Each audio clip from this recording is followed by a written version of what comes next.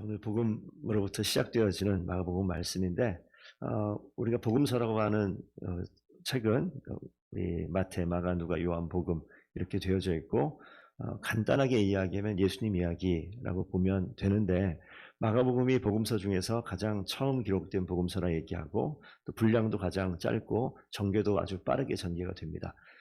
짧지만 그렇다고 해서 있을 내용은 다 있다 보니 어찌 보면 마가복음은 또 전체 그 성경의 흐름을 좀 재빠르게 볼 수 있는 그런 복음이 될 수도 있겠습니다.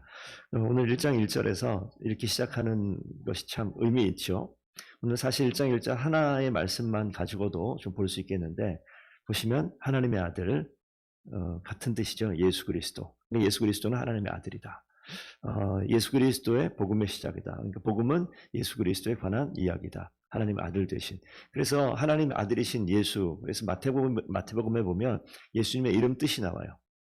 자기 백성을 그들의 죄에서 구원한 자.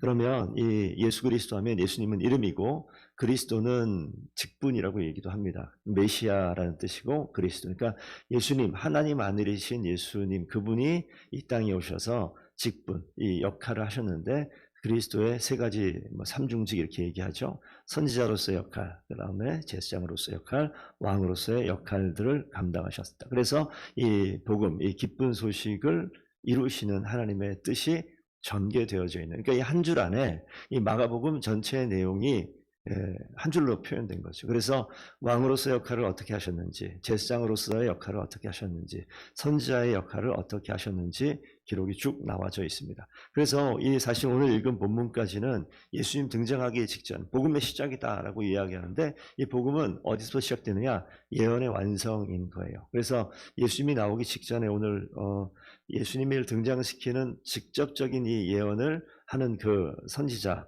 먼저 이사야 먼저 나오는데, 2절에 이사야가 예언한 내용은 이 예수 그리스도의 내용 이전에 오늘 광야에서 외치는 자의 소리, 주의 길을 준비하라, 그의 오실 길을 굳게 하라 라고 이 내용은 세례 요한의 내용인 거죠. 그러니까 이 복음을 시작함에 있어서 이사야가 선지자로서 예언했었던 이 과정을, 이게 예언의 과정이 쭉 가면서 어딜 가냐면 예수님을 등장시키는 예언이 점점 좁혀가는 거죠. 클라이막스로 가는 겁니다. 주인공을 등장시키는. 그래서 이사야가 예언한 예언의 성취의 내용이 등장하는데, 직접적으로 예수님을 이야기하는 것이 아니라 예수님이 오실 것을 준비한 세례 요한으로 가요. 세례 요한에 한번 가봐. 무슨 일이 있을 거야. 세례 요한에 갔더니 오늘 나와 있는 내용이 그겁니다. 세례 요한이 4절에 이렇게 말씀하시죠. 광야에 이르러 죄 사함을 받으라 하는 회개의 세례를 전파하니, 오셔서 세례 요한이 하는 이야기는 회개하라. 그 다음에 뭐가 가까이 왔다? 마지막이 천국이 가까이 왔다, 이 이야기하는 것인데, 오늘 세례 요한이 와서 이야기하는 것을 보니까 세례 요한은 회개를 선포하는데 더 중요한 건 7절 이후에 나오죠. 그러니까 세례 요한의 외모도 이렇게 쭉 묘사하고 있지만, 넘어가서 7절 보면 세례 요한이 전파하는 것은 뒤에 보면 그는 누구죠? 뒤에 오실 나보다 더 크시니, 그가 오셔서 능력 많으신 그분이 내 뒤에 오시는데 나는 그분을 어떻게 감당할 수 없는, 굽혀서 신발끈을 풀기도 감당하지 못하겠노라. 그의 종만도 못한 그런 모습으로 더 크신 그분이 오신다. 나는 지금 물로 회개를 선포하지만 그분이 오셔서 성령으로 내면의 영적인 모든 것을 뒤바꾸실 그분이 오신다라고 이야기하는 거예요. 그래서 오늘 세례 요한 이야기가 쭉 길게 묘사되고 있습니다. 왜 묘사하느냐? 이 세례 요한이 예수님 오실 사역을 미리 보여주는 모습입니다. 그러니까 저는 우리가 지금 오늘 새벽 예배 시작하면서 저희가 생명의 길을 준비하며 40일을 준비하는 과정 가운데 특별히 새벽 예배 많이 늘 오시는 건 아니지만 무엇을 준비할까?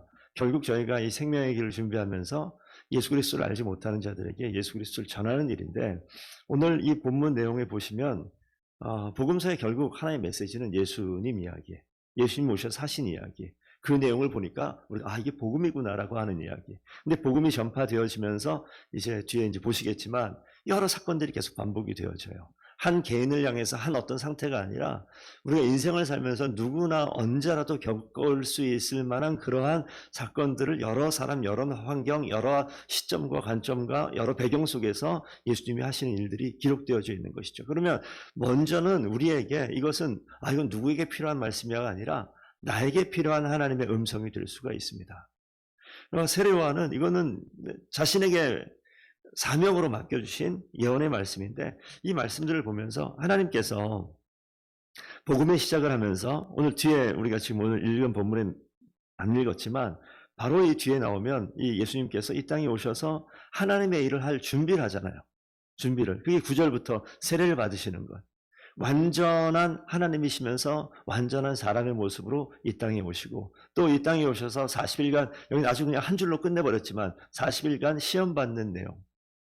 우리가 마땅히 받아야 될 시험을 주님께서 받으시고, 시험 가운데 이겨내시고, 말씀으로 시험을 이겨내시고 그분의 사역을 시작하시는 이 모습도 의미하는 게 아주 큽니다. 우리가 이 땅 가운데 시험 받을 즈음에 우리를 도우시고 우리에게 피할 길을 여시는 예수 그리스도, 그분을 통해서 시험을 이겨낼 수 있음을 보여주는 장면입니다. 주님이 시험을 이겨내시고, 주님이 나에게 힘이 되시고 구원자가 되시고, 주님이 나에게 가까이 오시니 그분 붙들면 모든 시험에서 이길 수 있는 거예요. 그러니까 시험을 이긴다. 그러니까 우리 주일날 김대영 목사님의 설교를 들으면서, 우리가 이 땅에 사는 요즘 시대의 사람들이 철학적인 사고 가운데 정말 마음을 비울 것인지, 내 정신 승리를 통해서 이길 것인지, 이 두 가지 큰 맥락으로 이기는 이게 아니라, 정말 이기기 위해서는 예수 그리스도, 정말 승리가 되신 주님께서 이 가운데 모든 시험을 이겨내신 주님이 우리 왕이 되시고, 우리의 모든 죄를 대신 용서하시는 제사장의 역할을 감당하시고, 이 땅 가운데 정말 하나님께서 행하실 일들을 어떻게 이겨낼 것인가, 내 힘이 아니라 왕 되신 주님께서 이 땅 가운데, 내 인생 가운데 찾아오셔서 통치하시고 다스리시고 승리하시는 그분이 진짜 내 인생의 주인 되시는 것을 고백할 때, 하나님께서 하나님의 방법으로 이 땅을 살아가고 승리케 하시는 것을 보게 하는 거죠. 오늘 이 준비의 과정을 보여주시는 거예요. 그래서 저희가 오늘 12절 말씀 보시게 되면, 성령이 곧 예수를 광야로 몰아내신다. 우리가 알아요. 성경을 알고 읽는 것이 얼마나 큰 위로가 되는지 모르겠습니다. 광야로 내몬다. 40년 광야길을 걸어갈 때 이스라엘 백성들, 모세를 필두로 한 그 백성들이 모르잖아요. 모르고 그 길을 들어간 사람들과 알고 보는 사람들은 이야기가 다릅니다. 이 성령께서 예수를 광야로 몰아내신 것, 이거 저희가 알아요. 40일이라는 시간도 알고, 그 이후에 승리에 정말 하나님께서 이기게 하신 것도 압니다. 저는 그리스도인으로 사는 것이 이런 큰 유익이 있는 것 같아요. 우리의 인생 가운데 광야가 있습니다. 그것이 40년이 됐든 40일이 됐든 어떤 상징적인 숫자로 나타나지만 반드시 우리가 그 길을 걸어가는 것을 압니다. 그런데 우리가 또 뭘 아냐면, 그 길 가운데 승리 주시는 걸 알아요. 그렇기 때문에 광야의 길이다, 어려움이 있다, 시험이 다가온다, 그럴 수 있죠. 그런데 그 과정 가운데 우리는 그 다음을 볼 수 있는 것이 하나님의 큰 은혜입니다. 예수님께서 광야의 시험 가운데 이기셨고, 그분이 내 인생 가운데 선지자로, 왕으로, 제사장으로 오셔서 하나님의 말씀을 듣게 하시고, 우리의 죄를 하나님께서 대신 짊어지시는 것을 우리를 통해 보게 하시고, 우리가 왕으로서 이 땅 가운데 넉넉히 이기고 승리케 하시는 것을 보여주신 하나님의 약속의 말씀을 우리가 이 짧은 처음 시작되어지는 본문을 통해서 알게 됩니다. 주님께서 예수님이라고 부를 때 우리의 죄를, 우리의 백성의 죄를 사해 주시는 그 의미가 그 가운데 있잖아요.